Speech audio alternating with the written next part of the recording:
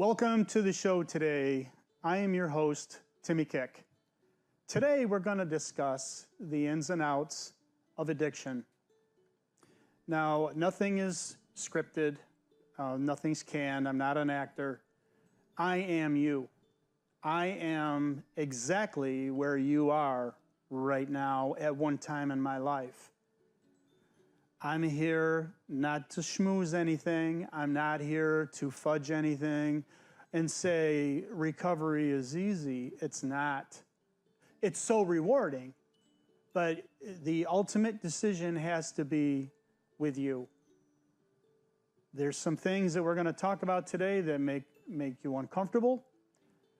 But again, the most important thing we're dealing with is your life. You only have one. Right now you're tripping up, you're making bad decisions. Maybe you're hearing it from people, maybe you're not. But the rewards are immense. And it's all about putting the proper things in your body so you have proper outcomes. Example, putting nutritional food in your body instead of drinking glasses of vodka, or smoking marijuana all the time, or too many pills, or whatever your situation may be. You're going to have radical adverse effects if you're not treating your body kindly. Your body can only function at its best if you're putting the best effort to put good stuff in it. Congratulations, you're alive. And later you'll realize how much meaning is in that statement right there. If you're able to watch this show and you're alive, you're one step ahead of the game. The next huge step you have to realize is you have a problem. There are two things in the addiction world that happen to you. One is your physical addiction, meaning you have to have a drink or a drug to function. You can't get on through life without it. And the other component is the mental obsession. And what happens when you get help, when you get treatment? Both of those diminish and go away. It's very important to realize both of those. If you're drinking a lot every day and you're craving, you have the shakes, you can't go to work, you can't sleep during the night, you always have to have a drink. Could be a telltale sign. If you can't get out your door in the morning without smoking a joint or taking pills to calm down or whatever, anything that is a foreign object to your body is not helping you. I had someone tell me a long time ago, if you can't get through the day without a drink, you may be an alcoholic. It's a lot to be said for that when you do get sober and you realize that. Here's 5 points that I want you to think about. One, most importantly, whatever you're doing, stop. Stop. Secondly, you have to learn before you make any decision to breathe. You need oxygen to breathe. You need to take a deep breath, calm yourself down. So stop, breathe. Third is yield. You need to yield and think about what your next move is going to be. Think about it. Take time to think about it. And then number 5, proceed with your decision making with caution. Let's take a moment to think about exactly the way in the addiction field your mindset is thinking. Picture yourself as a little person in a room with 2 control handles. Okay, you're inside your brain. You're right in here. Okay? Now, if you're in a room with people, you don't have to talk about how silly I'm acting right now, or you don't have to let on to anybody. You know, if you're one of these guys that has to always be cool, or one of these girls that has to always be Miss Popularity. I'm only talking to right in here. I want you to open your ears and just think about what I'm trying to say to you. You got a little person in this control right in here in your head. That person is in control of this whole body. You're like a tiny little person in a huge robot every day of your life. You're making the decisions for the rest of your body. Now, if you're confused all the time through the throes of addiction, alcoholism, whatever the case may be. Sleep deprivation can do the same thing. If you don't get any sleep, your body requires so much sleep. Your body requires so much nutrition.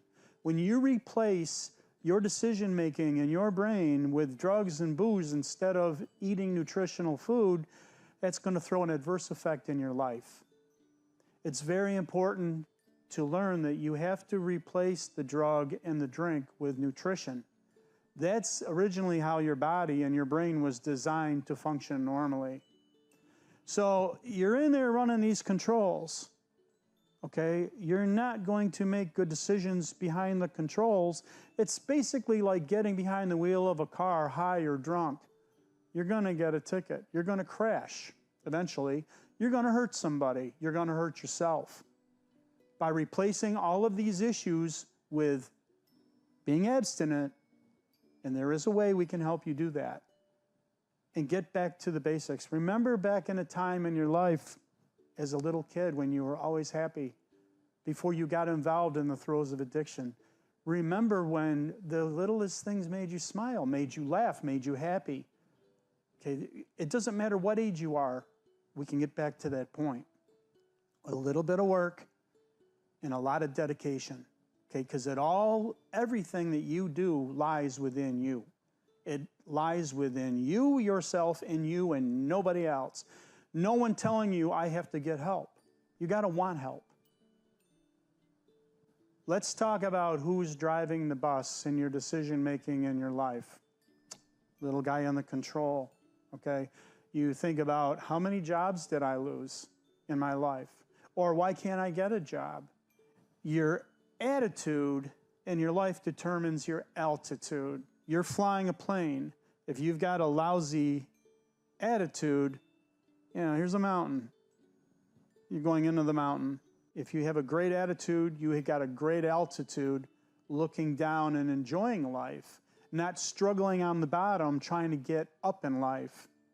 When you're under the throes of addiction or alcoholism, you're constantly battling everyone else to make them think you know what you're doing. You don't know what you're doing. Okay, I remember, because I am an alcoholic and I am still in recovery after all these years, I used to get so mad at people to say, they don't understand me. They don't understand what I'm going through. Okay, I was a single parent. I was a single dad with 2 little kids. Nobody cares. When you go to work, nobody cares. They want you to do your job and do it well. They want you to show up on time. They want you to go home on time. They don't want to hear excuses. Nobody does. And as your kids are getting older, your kids don't want to see you flipping and floundering all the time. They want to see you doing well and be happy. I have a multitude of things that went on in my life to create the problems that I have. I have sleep apnea. I have a hard time sleeping at night. The smallest thing can wake me up. Used to drive me nuts. Okay, I would use that as an excuse. Do I really think I need to get help? Maybe I need someone that I don't know to talk with me and really listen to me and help me realize that I do need help. We'll get to that in a minute. The other thing to think about too is it me or isn't it me? When you're that little guy in the chair, you're making that decision. Is it me or isn't it me? Is this how I really feel? Is this the way I want to act out in this? Am I being rational? Am I making smart choices, smart decisions? The biggest thing that trips up people is peer pressure, outside influences. Do I fit in? Am I cool enough? Am I part of the group? How come I'm not going out Friday nights and meeting them at the same old bar, the same old place? They're depending on me. I'm the life of the party. How do you feel the next morning? Oh, if I had a dime for every time I woke up with a hangover. Sunlight hurt my eyes. I couldn't think straight. And let alone going to work, getting through Sunday and resting, and then having all of these craving issues and problems. I know with me, I always had a weight issue, and I would starve myself and drink instead, so I look good in my clothes. Am I chiming in with anybody on this? It was all about how people were viewing me all of the time. Okay? You don't have to put yourself through that anymore. You don't. Breaking the chain of selfishness. I know when I was in the throes of addiction, I was very selfish.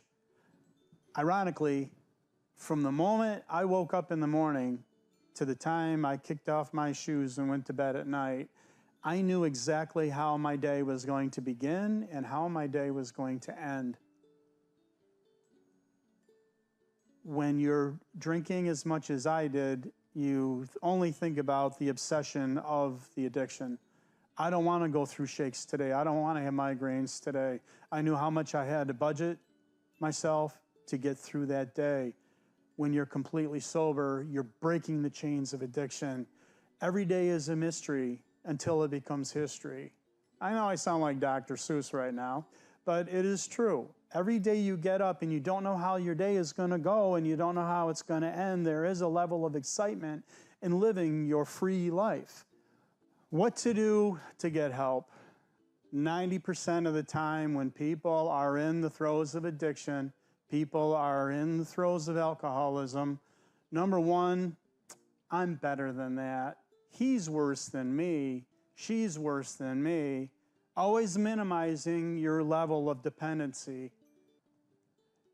You have to look at where you are. Don't compare yourself with everybody else or anybody else. This is about how you want to feel every day of your life. There's things you need to address in your life when it comes to getting help. One, most importantly, you have to admit you have a problem and you're willing to change that problem. Now, no one is going to influence you. No one is going to say to you, you need to do this for me. Don't get help to help your relationship with your boyfriend or your girlfriend or your mom and your dad or your neighbors or your friends at school or your classmates. You're doing these decisions strictly for your life. No one is going to hold your hand. Okay, you got yourself in this position. You put yourself in this chair right now. Now you got to figure out how to get out of this chair. You want to get back to your old happy self. There's nothing happier than being happy with yourself. Don't do this for someone else's benefit or you're being pressured into doing this. You need to do this strictly for yourself. The rewards, I'll tell you what the rewards are. The rewards are times 10 of what you ever imagine. If you have to give up your car to get rid of your car payments, if you have to give up your apartment for a while and get help, it's worth it times 10. I've done it. You need to only take care of you. When you go into a treatment facility, you're going to be fed. You're going to be taught every day. It's the greatest thing in the world. When I put myself in treatment, I always treated it as a college course. I did, but I do that with everything that I do. I didn't go back to college till I was 58 years old. I graduated with my degree when I was 60. I'm not afraid to reinvent myself. And you shouldn't be either. Don't feel, well, I'm in my 20s and I got to look cool. Any age you are is better than not having an age at all. If you don't do something about your problem, it could spiral. You could end your life. We don't want that. We want you to constantly think about getting back to where you want to be, not sitting where you are complacent and then slowly but surely running down and ruining your life. Remember, in life, there is no dress rehearsal. You only have one shot. You only have one life. And if you give up that opportunity, not only is it going to be bad for the outcome for you, but there's going to be so much sadness and disappointment in people that really, truly love you, people that care about you, people that want to believe in you and want to see you live a highly functional, successful, happy life. And the rewards are tremendous. Being sober, completely sober from addiction, I can't even put into words. It's the greatest feeling in the world. I realized when I decided to get help, there was a lot of things, I've been through it a couple times, that I was doing wrong. I had to realize that everyone in the room getting help is sick. Do not, and I can't emphasize this enough, do not go into rehab situations or help situations looking for a companion, looking for that girlfriend that's getting help just like you and you have something in common with, or that boyfriend. I've seen that happen. It always ends up in destruction. Believe it or not, after you get out of a treatment facility, you're not going to ever see these people again. Most of the time you will never encounter, at the time where you're supposed to be getting help and keeping focused on you, don't take the focus off of you and put it on somebody else to make yourself look better. You have to be selfish and vigilant with your life. You're there for only one reason, and that is to improve how you feel and how you think with your life. Recovery is precious. Recovery is something that you need to give 150% of every single day. You're not going into recovery to impress anybody. You're going into recovery to be the best that you can possibly be. You're going to meet all kinds of people. You're going to meet people that totally blow you away, that you look at highly or the other way. Just remember, who are you there for? You're there for only yourself.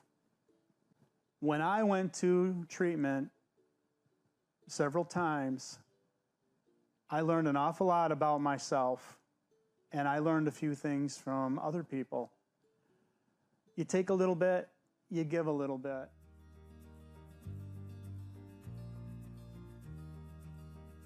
I hope you've enjoyed my personal experience. If you're looking for more information, feel free to call this number. Just give it a try. It's your first big step.